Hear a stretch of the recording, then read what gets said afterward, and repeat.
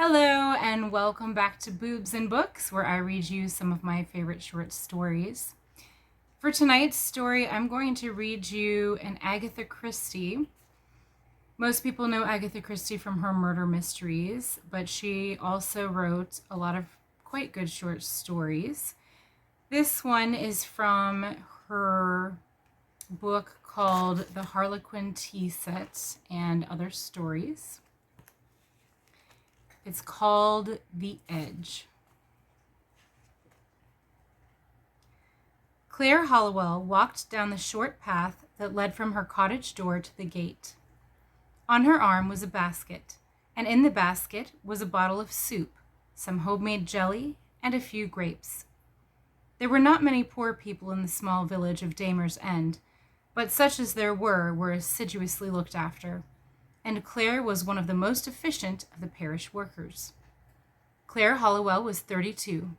She had an upright carriage, a healthy color, and nice brown eyes. She was not beautiful, but she looked fresh and pleasant and very English. Everybody liked her and said she was a good sort. Since her mother's death 2 years ago, she had lived alone in the cottage with her dog, Rover. She kept poultry and was fond of animals and of a healthy outdoor life. As she unlatched the gate, a 2-seater car swept past, and the driver, a girl in a red hat, waved a greeting. Claire responded, but for a moment her lips tightened. She felt that pang at her heart which always came when she saw Vivian Lee, Gerald's wife. Mendenham Grange, which lay just a mile outside the village, had belonged to the Lees for many generations. Sir Gerald Lee, the present owner of the Grange, was a man old for his years and considered by many stiff in manner. His pomposity really covered a good deal of shyness. He and Claire had played together as children.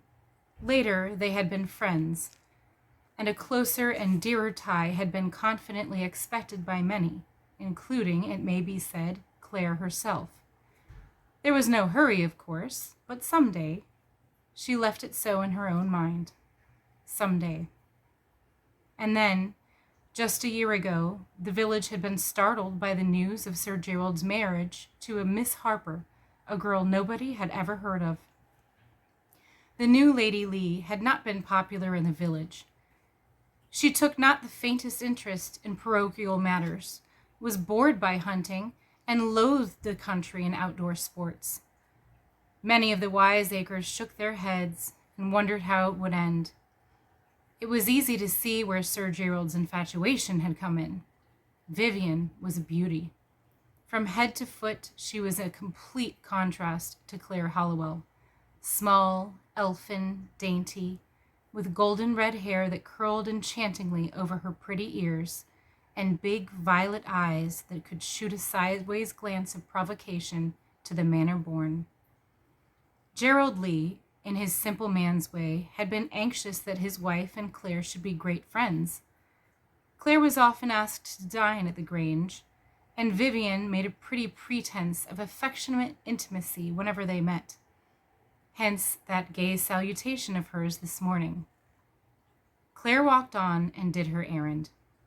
The vicar was also visiting the old woman in question, and he and Claire walked a few yards together afterwards before their ways parted.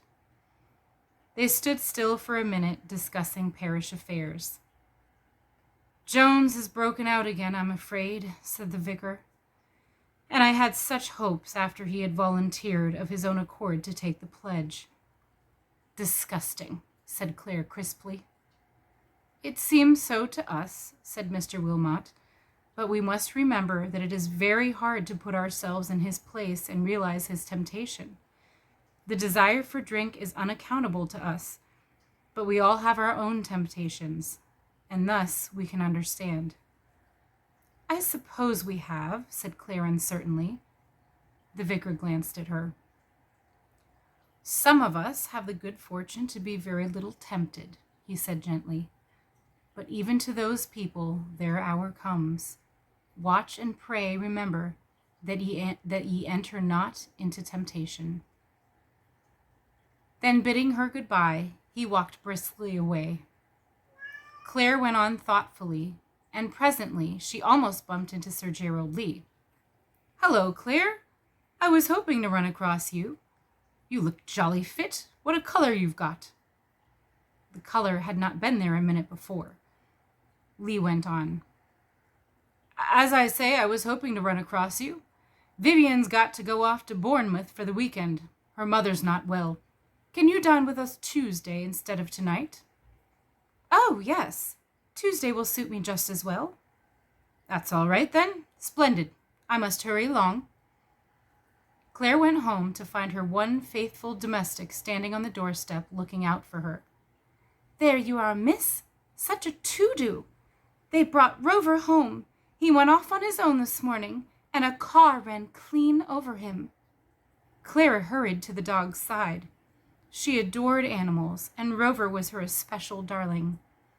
She felt his legs one by one, and then ran her hands over his body. He groaned once or twice and licked her hand. "If there's any serious injury, it's internal," she said at last. "No bones seem to be broken." "Shall we get to the vet to see him, miss?" Claire shook her head. She had little faith in the local vet. "We'll wait until tomorrow. He doesn't seem to be in great pain, and his gums are a good color, so there can't be much internal bleeding. Tomorrow, if I don't like the look of him, I'll take him over to Skippington in the car and let Reeves have a look at him. He's far and away the best man." On the following day, Rover seemed weaker, and Claire duly carried out her project. The small town of Skippington was about 40 miles away, a long run, but Reeves, the vet there, was celebrated for many miles around. He diagnosed certain internal injuries, but held out good hopes of recovery, and Claire went away quite content to leave Rover in his charge. There was only one hotel of any pretensions in Skippington, the County Arms. It was mainly frequented by commercial travelers, but there was no good hunting country near Skippington, and it was off the track of the main roads for motorists. Lunch was not served till 1 o'clock, and as it wanted a few minutes of that hour, Claire amused herself by glancing over the entries in the open visitors' book. Suddenly, she gave a stifled exclamation. Surely she knew that handwriting with its loops and whirls and flourishes. She had always considered it unmistakable. Even now, she could have sworn. But of course, it was clearly impossible. Vivian Lee was at Bournemouth. The entry itself showed it to be impossible. Mr. and Mrs. Cyril Brown, London. But in spite of herself, her eyes strayed back again and again to that curly writing, and on an impulse she could not quite define, she asked abruptly of the woman in the office, "Mrs. Cyril Brown? I wonder if that is the same one I know." "A small lady, reddish hair, very pretty. She came in a 2 red cedar car, madam. A Peugeot, I believe." Then it was. A coincidence would be too remarkable. As if in a dream, she heard the woman go on. "They were here just over a month ago for a weekend, and liked it so much that they have come again. Newly married, I should fancy." Claire heard herself saying, "Thank you, I don't think that could be my friend." Her voice sounded different, as though it belonged to someone else. Presently, she was sitting in the dining room, quietly eating cold roast beef, her mind a maze of conflicting thought and emotions. She had no doubts whatsoever. She had summed Vivian up pretty correctly on their first meeting. Vivian was that kind. She wondered vaguely who the man was. Someone Vivian had known before her marriage? Very likely. It didn't matter. Nothing mattered but Gerald. What was she, Claire, to do about Gerald? He ought to know.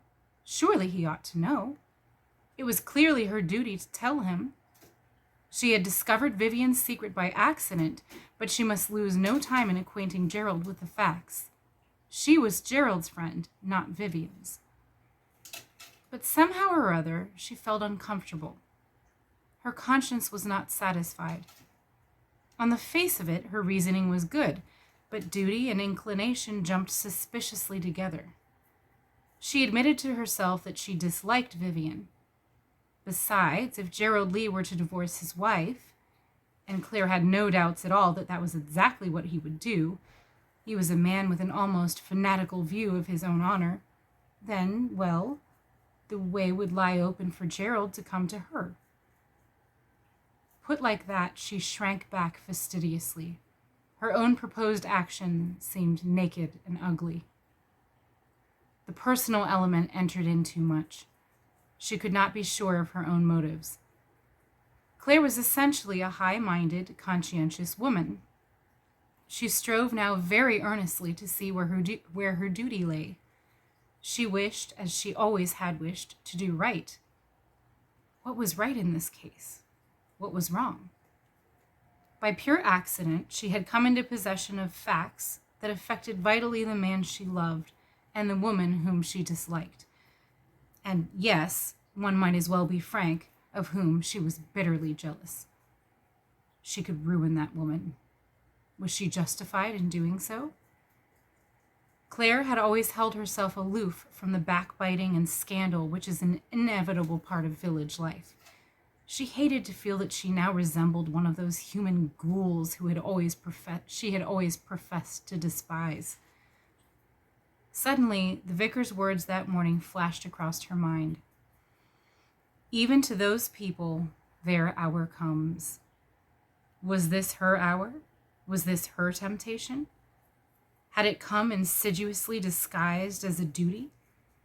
She was Claire Hallowell, a Christian, in love and charity with all men and women. If she were to tell Gerald, she must be quite sure that only impersonal motives guided her. For the present, she would say nothing.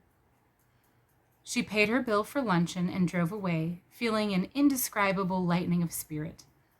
Indeed, she felt happier than she had done for a long time. She felt glad that she had had the strength to resist temptation, to do nothing mean or unworthy.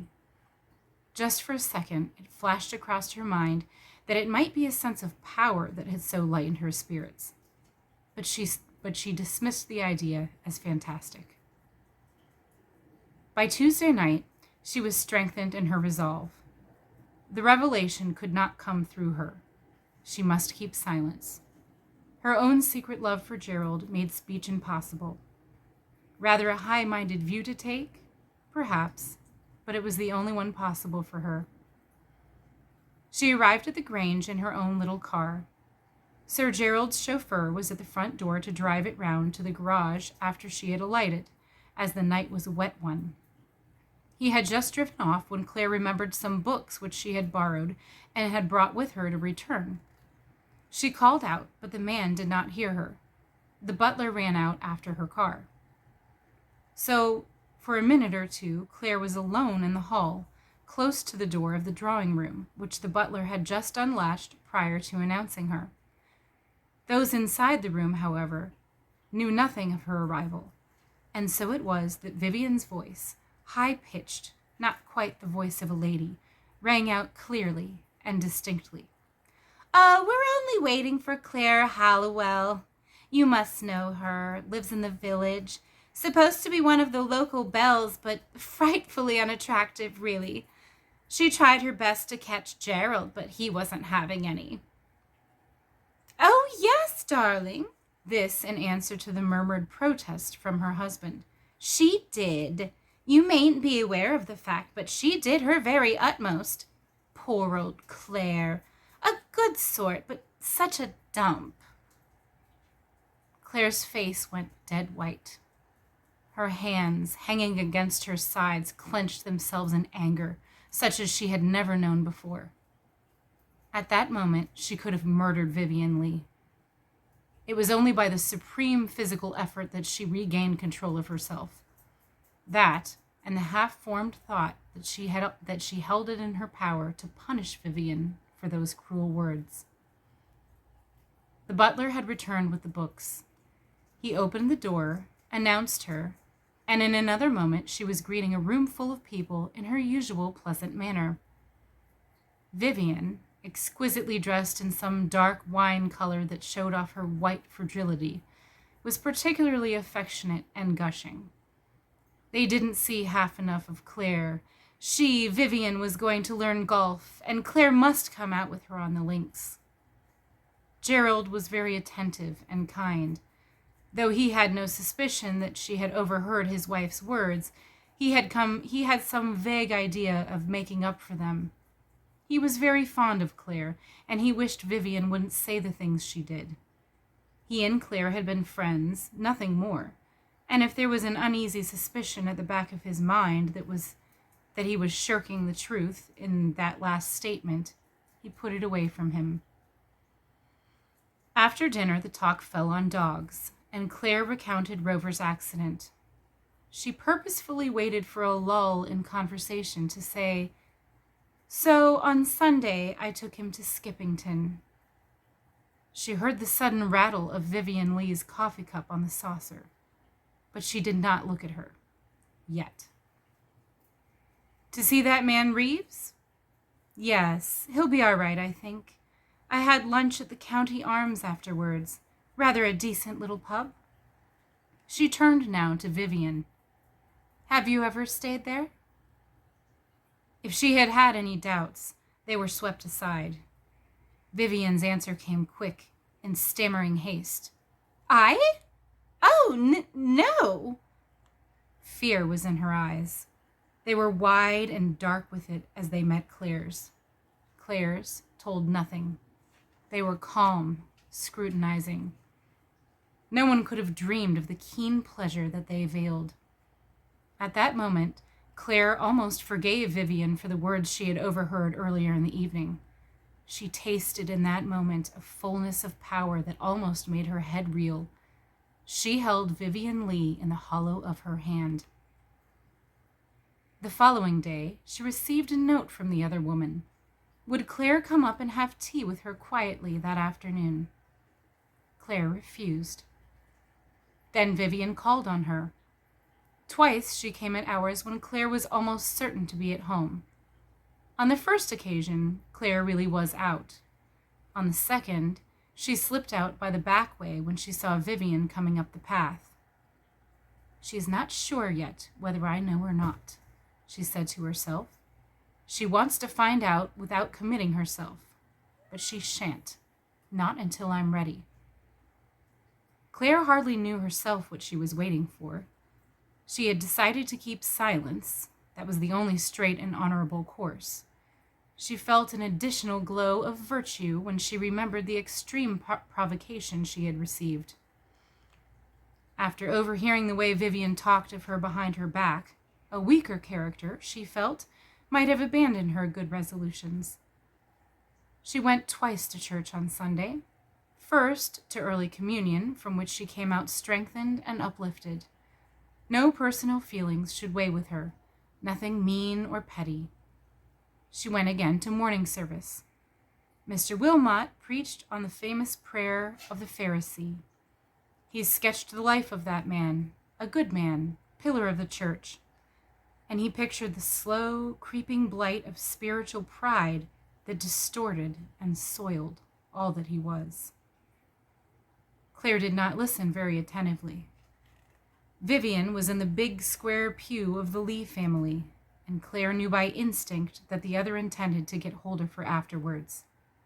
So it fell out. Vivian attached herself to Claire, walked home with her, and asked if she might come in. Claire, of course, assented.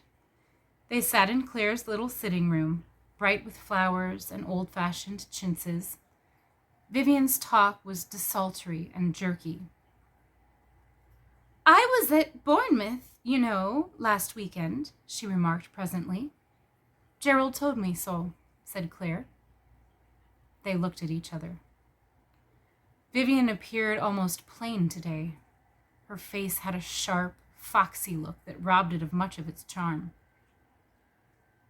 "When you were at Skippington," began Vivian.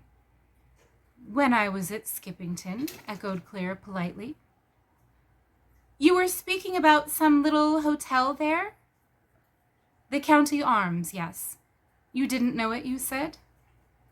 I have been there once. Oh.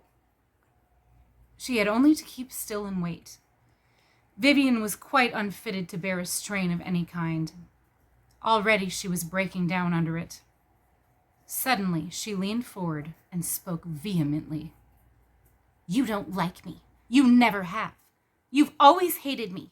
You're enjoying yourself now, playing with me like a cat with a mouse. You are cruel. Cruel. That's why I'm afraid of you, because deep down you are cruel.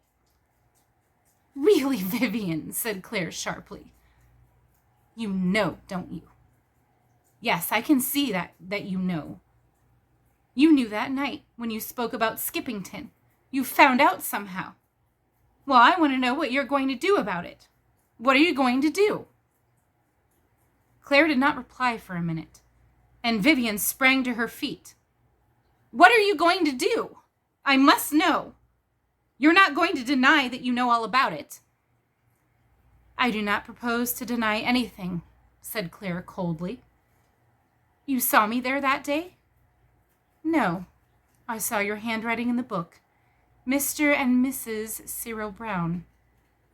Vivian flushed darkly.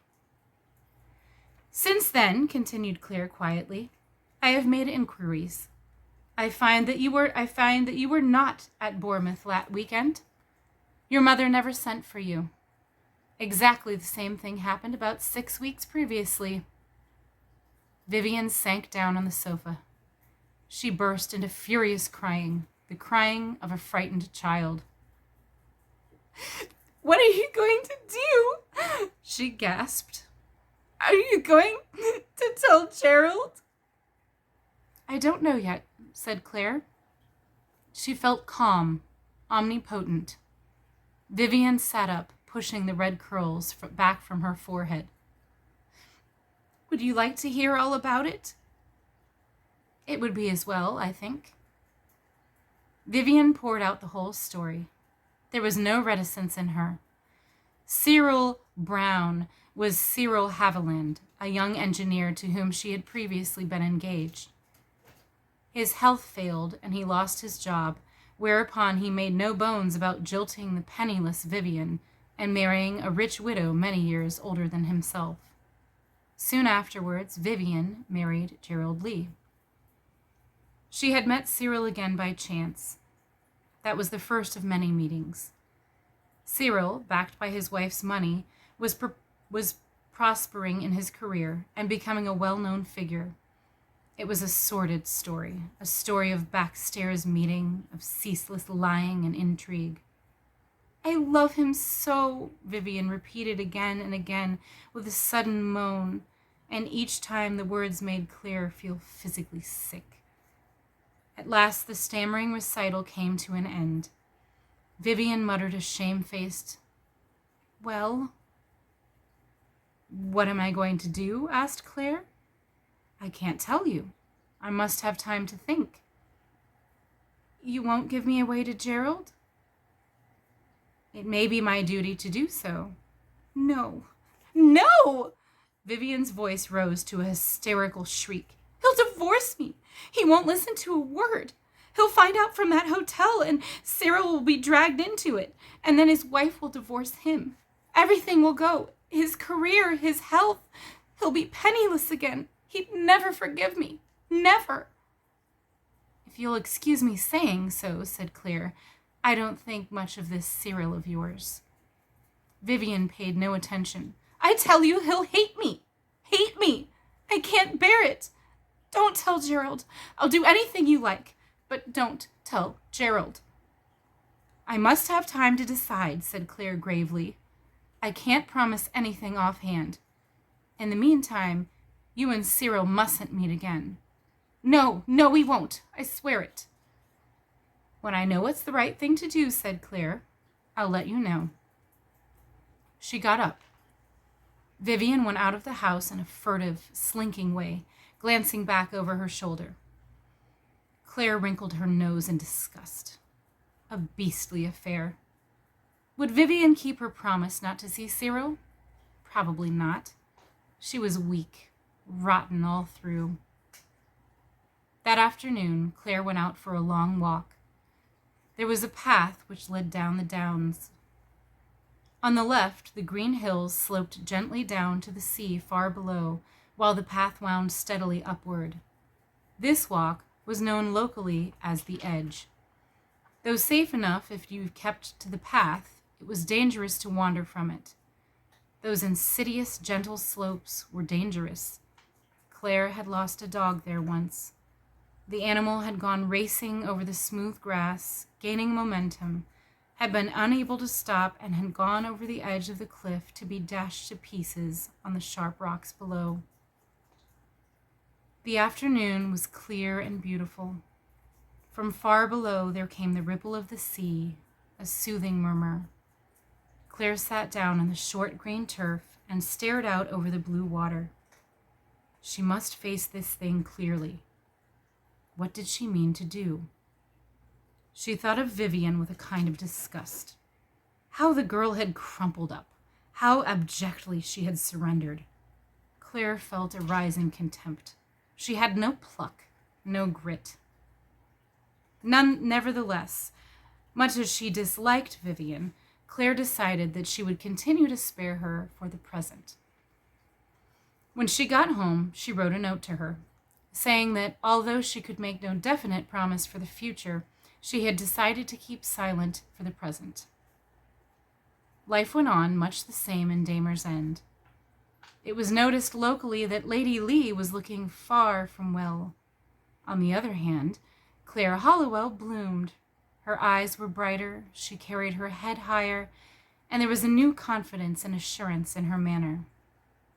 She and Lady Lee often met, and it was noticed on these occasions that the younger woman watched the older with a flattering attention to her slightest word.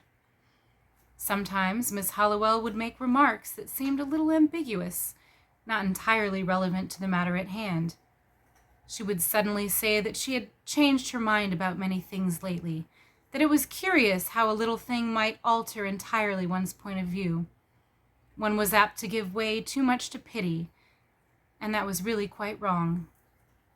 When she said things of that kind, she usually looked at Lady Lee in a peculiar way, and the latter would suddenly grow quite white and look almost terrified.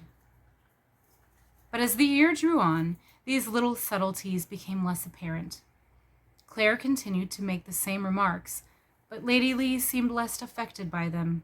She began to recover her looks and spirits. Her old gay manner returned. One morning, when she was taking her dog for a walk, Claire met Gerald in a lane. The latter's spaniel fraternized with Rover while his master talked to Claire. "Heard our news?" he said buoyantly. "I expect Vivian's told you." "What sort of news? Vivian hasn't mentioned anything in particular." "We're going abroad. For a year, perhaps longer. Vivian's fed up with this place. She never has cared for it, you know." He sighed. For a moment or two he looked downcast. Gerald Lee was very proud of his home. "Anyway, I've promised her a change. I've taken a villa near Algiers. A wonderful place by all accounts." He laughed a little self-consciously. "Quite a second honeymoon, eh?" For a minute or two Claire could not speak. Something seemed to be rising up in her throat and suffocating her. She could see the white walls of the villa, the orange trees, smell the soft, perfumed breath of the south. A second honeymoon? They were going to escape. Vivian no longer believed in her threats. She was going away, carefree, gay, happy. Claire heard her own voice, a little hoarse and timbre, saying the appropriate things. How lovely! She envied them. Mercifully, at that moment, Rover and the spaniel decided to disagree. In the scuffle that ensued, further conversation was out of the question. That afternoon, Claire sat down and wrote a note to Vivian. She asked her to meet her on the Edge the following day, as she had something very important to say to her. The next morning dawned bright and cloudless. Claire walked up the steep path of the Edge with a lightened heart. What a perfect day! She was glad that she had decided to say what had to be said out in the open, under the blue sky instead of in her stuffy little sitting room. She was sorry for Vivian, very sorry indeed, but the thing had got to be done. She saw a yellow dot, like some yellow flower higher up by the side of the path. As she came nearer, it resolved itself into the figure of Vivian, dressed in a yellow knitted frock, sitting on the short turf, her hands clasped round her knees. "Good morning," said Claire. "Isn't it a perfect morning?" "Is it?" said Vivian. "I haven't noticed. What was it you wanted to say to me?" Claire dropped down on the grass beside her. "I'm quite out of breath," she said apologetically. "It's a steep pull up here." "Damn you!" cried Vivian shrilly. "Why can't you say it, you smooth-faced devil, instead of torturing me?" Claire looked shocked, and Vivian hastily recanted. I didn't mean that. I'm sorry, Claire, I am indeed. Only my nerves are all to pieces, and you're sitting here and talking about the weather. Well, it got me all rattled." "You'll have a nervous breakdown if you're not careful," said Claire coldly. Vivian gave a short laugh. "Go over the edge? No, I'm not that kind. I'll never be a loony. Now tell me, what's all this about?" Claire was silent for a moment. Then she spoke, looking not at Vivian, but steadily out over the sea. "I thought it only fair to warn you that I can no longer keep silence about what happened last year." "You mean you'll go to Gerald with that story?" "Unless you'll tell him yourself. That would be infinitely the better way." Vivian laughed sharply. "You know well enough I haven't got the pluck to do that." Claire did not contradict the assertion. She had had proof before of Vivian's utterly craven temper. "It would be infinitely better," she repeated. Again, Vivian gave that short, ugly laugh. "It's your precious conscience, I suppose, that drives you to do this?" she sneered. I dare say it seems very strange to you," said Claire quietly. "But it honestly is that." Vivian's white, set face stared into hers. "My God," she said. "I really believe you mean it, too. You actually think that's the reason." "It is the reason." "No, it isn't. If so, you'd have done it before, long ago." "Why didn't you?" "No, don't answer. I'll tell you. You've got more pleasure out of holding it over me, that's why. You like to keep me on the tenterhooks and make me wince and squirm. You'd say things, diabolical things, just to torment me and keep me perpetually on the jump. And so they did for a bit, till I got used to them." "You got to feel secure," said Claire. "You saw that, did you? But even then, you held back, enjoying your sense of power. But now we're going away, escaping from you, perhaps even going to be happy. You couldn't stick that at any price, so your convenient conscience wakes you up." She stopped, panting. Claire said, still very quietly, "I can't prevent your saying all these fantastical things, but I can assure you they're not true." Vivian turned suddenly and caught her by the hand. "Claire, for God's sake, I've been straight. I've done what you said. I've not seen Cyril again, I swear it." "That's nothing to do with it." "Claire, haven't you any pity, any kindness? I'll go down on my knees to you." "Tell Gerald yourself. If you tell him, he may forgive you." Vivian laughed scornfully. "You know Gerald better than that. He'll be rabid, vindictive. He'll make me suffer. He'll make Cyril suffer. That's what I can't bear.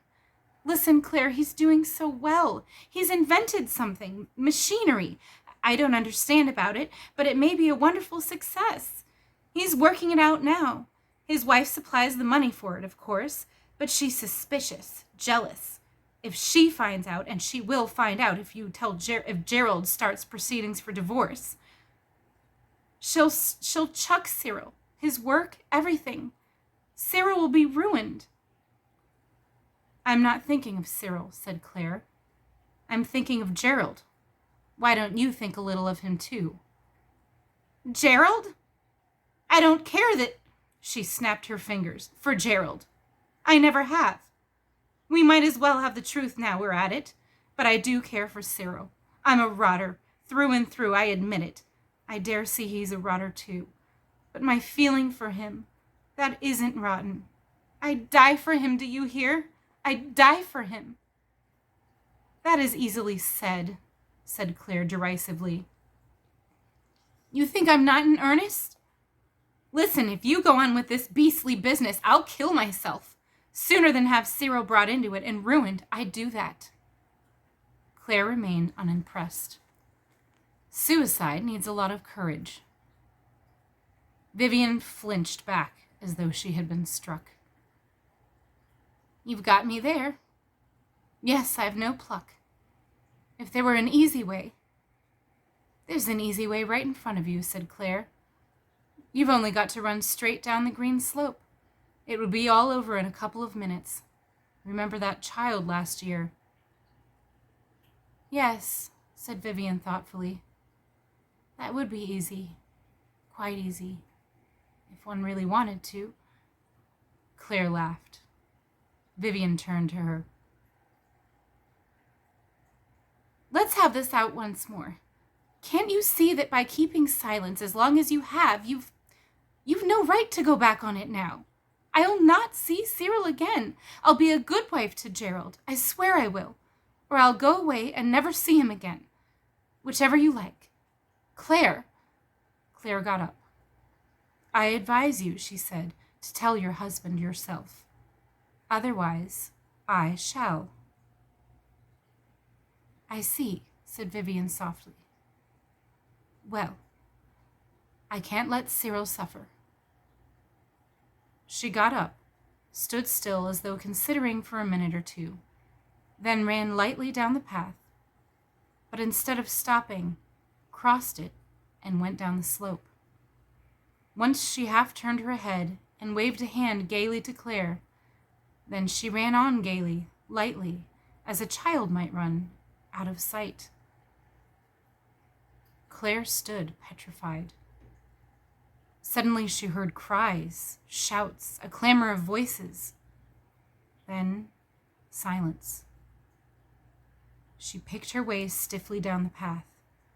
About 100 yards away, a party of people coming up it had stopped. They were staring and pointing. Claire ran down and joined them.